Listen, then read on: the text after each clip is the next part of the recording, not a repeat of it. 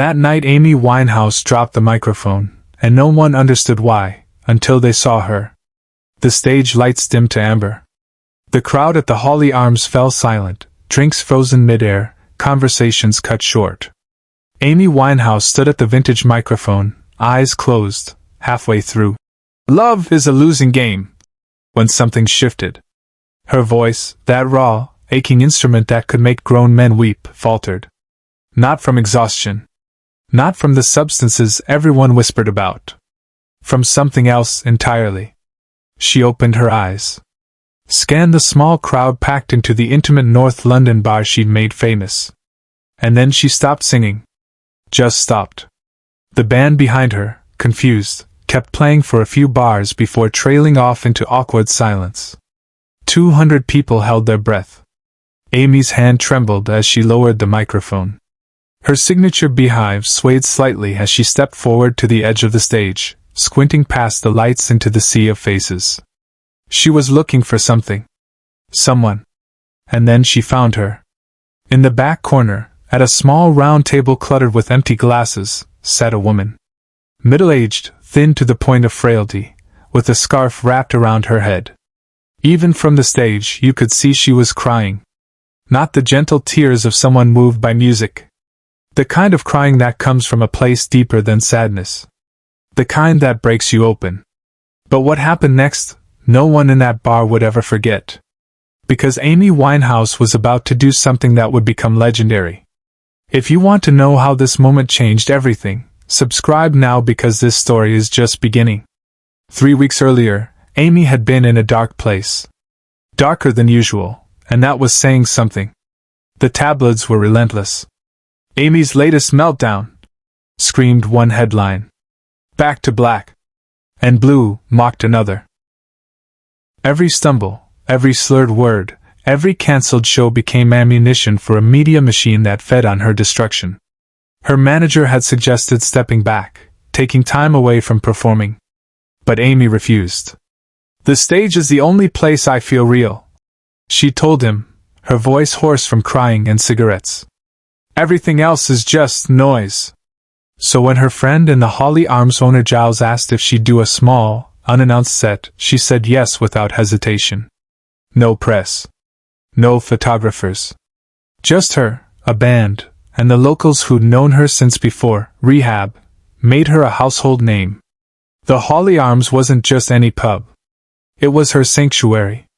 The place where she'd written lyrics on napkins at 3 a.m., where she'd celebrated her first record deal with cheap champagne, where she could be Amy Jade Winehouse instead of the tortured tabloid caricature. On the night of the performance, she arrived early. Sat at the bar smoking Marlboro Reds, drinking whiskey straight, chatting with the bartender about nothing important. Football. The weather. Normal things. She wore her standard uniform, tight black jeans, ballet flats, a vintage dress that hugged her tiny frame. Her beehive was slightly crooked, her eyeliner smudged at the corners. She looked exhausted. Beautiful. Breakable. The crowd filtered in slowly. Regulars who'd heard through the grapevine. A few university students who got lucky. Some tourists who'd stumbled into the right place at the right time. By 9 p.m., the bar was packed, bodies pressed against bodies, the air thick with cigarette smoke and anticipation. Amy took the stage without announcement. No introduction needed. Just grabbed the microphone and launched into, "You know I'm no good," her voice somehow both fragile and ferocious. The crowd swayed, sang along, lost themselves in that voice that sounded like it had lived 1,000 lives. She moved through her setlist with the ease of someone who'd performed these songs so many times they'd become muscle memory. Back to black. Tears dry on their own. Each song a confession, a wound opened for public consumption. And then, during "Love is a losing game," everything stopped. Because Amy Winehouse saw something that made her forget she was performing. She saw pain that looked like her own. The woman in the corner hadn't meant to come to a concert. Sarah Mitchell, 47 years old, had walked into the Hawley Arms because it was warm and she had nowhere else to go. 3 months earlier, her daughter had died. Leukemia. 22 years old. Sarah had spent every day since then moving through the world like a ghost, not quite alive but unable to die. She'd been walking aimlessly through Camden when the cold drove her inside. Ordered a drink she didn't want. Sat at a table in the back. And then Amy Winehouse had started singing, and something inside Sarah broke open. The lyrics of "Love is a losing game" hit her like a physical blow. "For you I was a flame, love is a losing game." Her daughter's favorite song. They'd played it at the funeral. Sarah had managed to hold herself together through the service, through the burial, through the endless parade of well-meaning relatives offering meaningless comfort. But hearing it now, in this smoky bar, sung by the woman who'd written it, Sarah's carefully constructed walls crumbled. She buried her face in her hands and sobbed. Amy saw her from the stage. Saw the scarf that meant chemotherapy or grief or both. Saw the way Sarah's shoulders shook. Saw something in that stranger's pain that reflected her own demons back at her. And Amy Winehouse, mid-verse, mid-performance, stopped singing. The silence was deafening. The band stumbled to a halt. The crowd exchanged confused glances. Had something happened? Was Amy having another breakdown? Was this the moment that would end up on tomorrow's front pages? But Amy wasn't breaking down. She was breaking through. She set the microphone in its stand with unexpected gentleness and stepped off the stage. The crowd parted like water as she walked through them, her eyes locked on the woman in the corner. She moved with purpose, with clarity, with a kind of fearless vulnerability that left everyone speechless. Sarah didn't see her coming. Didn't realize Amy had stopped the show until a hand touched her shoulder. She looked up, tears streaming down her face, and found herself looking into the eyes of Amy Winehouse. "I saw you," Amy said softly. "Not performing now. Just talking. Person to person. I saw you and I had to stop. I'm sorry. I had to." Sarah stared at her, unable to speak. What do you say when a superstar interrupts their own concert to check on you? Amy pulled out a chair and sat down. Right there. In the middle of the bar. While 200 people watched in stunned silence. "What's your name?" Amy asked. "Sarah," she managed to whisper. "Sarah. I'm Amy. But you probably know that." A small, sad smile. "Why are you crying, Sarah?" And Sarah, who hadn't talked about her daughter to anyone in weeks, who locked her grief away so tightly she could barely breathe, told Amy Winehouse everything. About her daughter Emma. About the leukemia. About watching her waste away in a hospital bed. About the funeral where they'd played "Love is a losing game" because it was Emma's favorite. Amy listened. Really listened. Not with the performative empathy of someone trying to look good. With the raw attention of someone who understood pain intimately. When Sarah finished, Amy's eyes were wet. "I'm so sorry," Amy said, and it sounded like she meant it in a way that went beyond politeness. "I'm so fucking sorry. Subscribe and leave a comment, because what happens next will stay with you forever." Amy reached into her jacket pocket and pulled out a pack of cigarettes. Offered one to Sarah, who took it with trembling hands.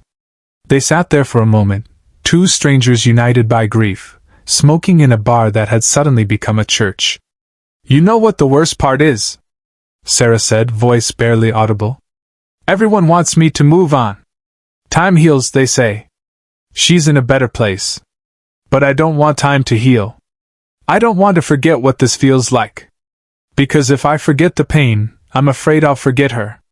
Amy nodded slowly. "I get that. I do. Pain is the only proof that something mattered. That someone mattered." She took a long drag from her cigarette. "But Sarah, love, your daughter wouldn't want you to drown in this. I didn't know her, but I know that song meant something to her. And that song, as fucked up as it is, it's about love. Real love. The kind that costs everything." Sarah looked at Amy with red-rimmed eyes. "How do I live with this?" Amy didn't answer right away. She looked around the bar, at all the faces watching them, at the stage she'd abandoned, at her own reflection in the mirror behind the bar. "I don't know if I'm the right person to ask," she said honestly. I'm a fucking mess, Sarah. Look at me. I'm barely holding it together most days. But I know this, you keep breathing. You keep feeling. You don't run from it. You sit in it until it changes shape. And maybe, eventually, the pain becomes something you can carry instead of something that's crushing you. She stubbed out her cigarette and stood up. Extended her hand to Sarah. Come with me. Where? The stage. Sarah's eyes widened. I can't. I'm not. I don't sing. Neither did I once. Then I started. And it saved my life. Not always. Not completely. But sometimes. Come on. Sarah let Amy pull her to her feet. Let herself be led through the crowd toward the stage. People whispered, phones came out, but Amy ignored them all. She helped Sarah up the steps, positioned her next to the microphone. The band looked at Amy questioningly. She nodded at them, then turned to Sarah. We're going to sing, Amy said. Together. The song. Your daughter's song. Not for anyone else. For her. For you. Can you do that? Sarah's voice shook. I don't know the words. Yes, you do. They're in your blood now. Just feel them. Amy gestured to the band. They started the opening chords of Love is a Losing Game. That haunting melody filled the bar. Amy began singing, her voice wrapping around each word like a caress. And then, quietly at first, Sarah joined in. Her voice was untrained, off-key, broken by sobs. But she sang. And in that moment, something shifted. Not just for Sarah, but for everyone in that room. Because they were witnessing something that transcended performance. They were witnessing healing. The crowd didn't pull out phones to record. They didn't talk or whisper. They listened. Some of them cried. Some of them swayed. All of them felt it, that rare moment when the barrier between performer and audience dissolved completely. When the song ended, there was no applause. Just silence. The kind of silence that feels sacred. Amy hugged Sarah, long and tight. Thank you, she whispered into the older woman's ear. Thank you for reminding me why I do this.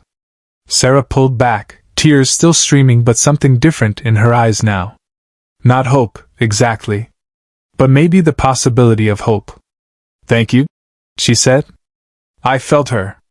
While we were singing, I felt Emma. Amy helped Sarah off the stage and back to her table. Then she returned to the microphone, picked it up, and said to the crowd, Music isn't just entertainment. It's medicine. It's church. It's how we tell each other we're not alone. Don't forget that. Don't let anyone tell you it's just noise. She finished her set. Sang 3 more songs with an intensity that left everyone breathless. When she finally left the stage, the crowd erupted in applause that felt different from normal concert applause. This was gratitude. Recognition. Respect. After the show, Amy found Sarah still sitting at her table. She scribbled something on a napkin and handed it to her. My number, Amy said. If you ever need to talk. Or cry. Or just sit in silence with someone who gets it. Call me. Sarah clutched the napkin like it was sacred. I will. Thank you, Amy. You have no idea what you did tonight. Amy smiled, sad and knowing. I think I do, love. I think I do. Share this story and subscribe, because the world needs to remember what Amy Winehouse really was, not just a voice, but a heart big enough to hold everyone's pain. 3 months later, Amy Winehouse died. The world mourned the loss of one of the greatest voices of a generation. The tributes poured in, the retrospectives, the analysis of her demons and her art. But Sarah Mitchell remembered something different. She remembered the night Amy Winehouse stopped a performance to sit with a stranger. Remembered how Amy had taken her pain seriously when everyone else told her to move on. Remembered singing her daughter's song on a tiny stage in North London while one of the world's greatest singers held space for her grief. At Amy's funeral, Sarah was there. Not in the family section, not with the celebrities. Just another mourner in the crowd. But she carried something with her, That napkin with Amy's number on it. She'd never called it. Hadn't needed to. The gift Amy had given her that night wasn't her phone number. It was permission to feel.